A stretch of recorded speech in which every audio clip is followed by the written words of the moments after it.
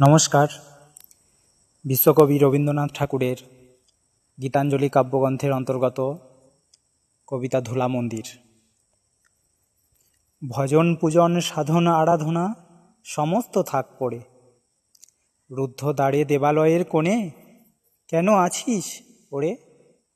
অন্ধকারে লুকিয়ে আপন মনে কাহারে তুই পুঁজির সঙ্গোপনে? নয়ন মেলে দেখ দেখি তুই চেয়ে, দেবতা নাই ঘরে। তিনি গেছেন যেথায় মাটি ভেঙে করছে চাষা চাষ, পাথর ভেঙে কাটছে যেথায় পথ, খাটছে 12 মাস।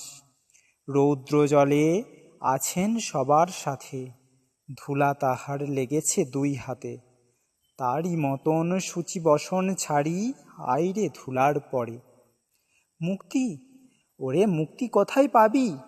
মুক্তি কোথায় আছে? আপনি প্রভু সৃষ্টি বাঁধন পড়ে বাধা সবার কাছে।